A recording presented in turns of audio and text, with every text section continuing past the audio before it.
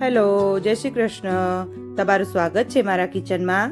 આજે આપણે બનાવીશું રોટલી સાથે શાકની જરૂર ન પડે તેવા ને નવી રીતથી ભરેલા કાઠિયાવાડી મરચાં. તો નવી રેસીપી શીખવા માટે મારી ચેનલને સબસ્ક્રાઈબ કરો ને બાજુમાં આપેલી બેલ આઇકનને જરૂરથી દબાવજો, જેથી તમને મારી નવી રેસીપીની નોટિફિકેશન મળી જાય. તો સ્ટાર્ટ કરીશું. તો માર્કેટમાં આવા મરચાં મોડા મળે છે. તે મોડા મરચાં આપણે બીજ સાથે પણ ખાઈ શકીએ છીએ. તો હવે બધા જ મરચાંમાં આપણે આવી રીતે કટ મૂકી દઈશું, જેથી મરચાં ભરવામાં આપણને સહેલાઈ થાય. તો હવે બધા જ મરચાંને મેં કટ કરીને તૈયાર કરી લીધા છે. હવે તેને સાઈડમાં મૂકીશું અને એક જાડા તળિયાવાળું પેન લઈ લેશું. તેમાં આપણે 1/4 કપ જેટલું તેલ લઈ લેશું. તેલને થોડું ગરમ થવા દેશું. હવે તેમાં ચણાનો લોટ નાખીશું. મેં 200 ગ્રામ જેટલો ચણાનો લોટ લીધો છે. તેલ કેટલું ગરમ થવા દેવું તે તમને ચણાનો લોટ નાખો ત્યારે ખબર પડે, એટલું આપણે ગરમ થવા દેશું. આપણે જે મરચાંમાં મસાલો ભરવાનો છે તે લોટને આપણે શેકીને લેવાનો છે. જો તમે આવી રીતે લોટ શેકીને બનાવશો તો તમારા મરચાં તમે 15 થી 20 દિવસ સુધી સારા રાખી શકશો અને તે ખાવામાં પણ તમને ખૂબ જ ટેસ્ટી લાગશે. હવે બધો જ ચણાના લોટમાં તેલ બધું જ મિક્સ થઈ ગયું છે. તમે જેમ જેમ શેકશો તેમ તેમ તેમાંથી તેલ છૂટું પડશે અને લોટ ઢીલો થતો જશે. હવે લોટ થોડો થોડો ઢીલો થઈ ગયો છે. હજી પણ લોટ ઢીલો થશે. તો આવી રીતે એકદમ લોટને સરસ શેકીને કરવાથી તમને આ ભરેલા મરચાં ખૂબ જ એવા ટેસ્ટી લાગશે. હજુ પણ ઢીલો થઈ ગયો છે. આવી રીતે તમે જેમ જેમ લોટ શેકશો તેમ તેમ તે ઢીલો થતો જશે. હવે લોટ થોડો શેકાઈ ગયો છે. તેને તમે પેનમાં ધીમે ધીમે હલાવતા રહો અને શેકતા રહો. એકદમ ઢીલું થઈ જશે ત્યાં સુધી તેને શેકો. જુઓ, તે એકદમ ઢીલો થઈ ગયો છે લોટ. હવે ગેસ બંધ કરી દેશું અને પેનમાં જ લોટને આવી રીતે ઠંડો કરશું અને હવે પછી તેને એક થાળીમાં લઈ લેશું.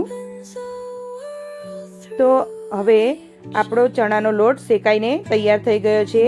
આવી રીતે તમે મરચાં ભરશો લોટ શેકીને તો તમારા મરચાં ખૂબ જ એવા ટેસ્ટી બનશે. હવે ફ્રેન્ડ, મારો કેમેરો ઓફ થઈ ગયો હતો, જેથી મસાલા પહેલાંથી એડ થઈ ગયા છે. તો 1 ચમચી હળદર, 2 ચમચી ધાણા જીરું અને 1 ચમચી લાલ મરચું અને ટેસ્ટ મુજબ મીઠું લીધેલું છે. હવે તેમાં આપણે અજમો એડ કરીશું. તો અજમાને આપણે હાથેથી ક્રશ કરી લેશું. તો મેં અડધી ચમચી જેટલો અજમો લીધો છે. તેમાં 1.5 ચમચી જેટલા તલ લીધા છે. તેની સાથે અડધી ચમચી ખાંડ અને અડધી ચમચીથી ઉપર મેં ગોળ લીધો છે. હવે તેમાં આપણે 1 ચમચી વરિયાળી નાખીશું. 1/4 ચમચી જેટલી ગરમ મસાલો અને સિંગદાણા મેં શેકેલા અને અધકચરા વાટેલા છે તે અડધી વાટકી લેશું. આદુ લસણ મરચાંની પેસ્ટ આપણે 2 ચમચી લેશું. 2 ચમચી ફૂલ ભરીને લેવાની છે અને ધાણા એડ કરીશું. ધાણા જો તમને હજુ વધારે ગમે તો તમે એડ કરી શકો છો.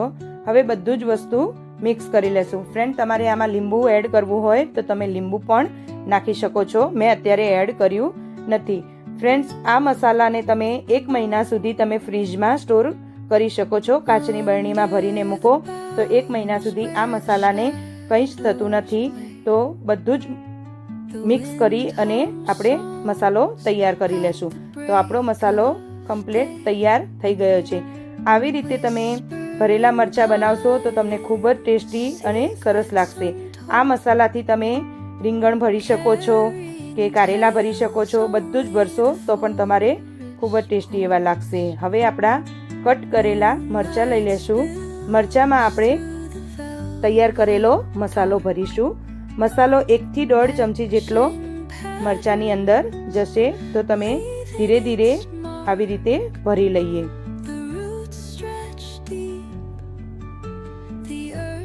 મરચાંમાં ખૂબ જ ટેસ્ટી લાગે છે આ મસાલો. તો તમે એકવાર જરૂરથી ટ્રાય કરો ને આવી રીતે બનાવો હવે આવી જ રીતે બધા જ મરચાંને ભરીને તૈયાર કરી લેશું. તો મેં અત્યારે બધા જ મરચાંને ભરીને તૈયાર કરી લીધા છે.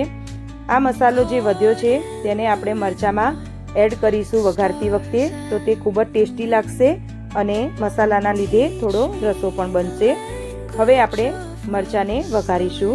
તો એક પેન લઈ લેશું, પેનને ગરમ કરવા મૂકી દેશું અને એકદમ મીડિયમ તાપે ગરમ કરવાનું છે. એમાં આપણે તેલ એડ કરીશું. પછી તેલ ગરમ થઈ જાય એટલે રાઈ એડ કરીશું. જો તમારે 1-2 દિવસમાં વપરાઈ જવાના હોય તો તમે તેલ ઓછું લેજો, નહીંતર તમે તેલ વધારે લઈ શકો છો. જીરું એડ કરીશું ને હિંગ એડ કરીશું. હવે લીમડાના પાન એડ કરીશું ને થોડી હળદર એડ કરીશું, જેથી આપણા મરચાંમાં કલર સરસ આવે. હવે એક એક કરીને મરચાં એડ કરી લેશું. મરચાં એડ એવી રીતે કરીશું કે જે બધા જ મરચાંને થોડું થોડું તેલ ચોંટી જાય એવી રીતે એડ કરીશું, જેથી મરચાં થોડા થોડા સાઈડમાં થવા લાગે. હવે બધા જ મરચાં અંદર એડ થઈ ગયા છે. તો તમે ધીમા તાપે ગેસ રાખવો અને ધીમે ધીમે આવી રીતે ગોળ ગોળ ફેરવીશું તો બધા જ મરચાંમાં તેલ એડ થઈ જશે અને તેલમાં બધા જ મરચાં કોટ થઈ જશે. સરસ એવા આપણે બધે ફેરવી લેશું. તમે જોઈ શકો છો કે સાઈડમાં થોડા થોડા મરચાં થવા પણ લાગ્યા છે. એવી જ રીતે બધા જ ફેરવી લેશું. ધીરે ધીરે એક એક ફેરવતા જઈશું. મરચાં આપણા થવા લાગ્યા છે. જે સાઈડ થઈ ગયા હોય એને ઉપર લાવી દેશું અને ના થયા હોય એને નીચે જવા દેશું. એવી જ રીતે બધા જ મરચાંને ફેરવી લઈશું. હવે મરચાંને ઢાંકીને થોડીવાર આપણે રહેવા દેશું. હવે ખોલી અને આપણે જે વધારે મસાલો વધ્યો હતો હવે તેને આપણે એડ કરવાનો છે. પહેલાં આપણે મરચાં જે સાઈડ બાકી હોય તે સાઈડ ફેરવીને એકવાર કરી લેશું.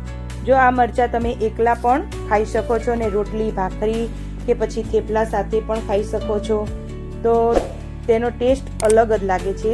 ને આ મરચાં તમે ખીચડી કઢી સાથે ખાશો તો પણ બહુ ટેસ્ટી લાગે છે. તો આ કાઠિયાવાડી રીતથી મેં બનાવ્યા એવી અલગ રીતથી બનાવશો તો તમને ખૂબ જ ટેસ્ટી એવા લાગશે. હવે આપણે મસાલો એડ કરી દીધો છે. હવે મરચાંને ખૂબ હલાવવાના નથી, ધીરે ધીરે હલાવીને સર્વ કરીશું. તો ફ્રેન્ડ, હવે એકવાર તમે આ મરચાંને બનાવીને ટ્રાય કરો. તમને કેવા લાગે તે મને કોમેન્ટમાં જરૂરથી કહેજો. તમારે કોઈ નવી રેસીપી શીખવી હોય તે પણ મને કહેજો. અને મારી રેસીપી તમને કેવી લાગે છે તે પણ મને જણાવજો. આવી અલગ અલગ રેસીપી શીખવા માટે મને કોમેન્ટમાં પણ જરૂરથી જણાવજો. Enjoy friends.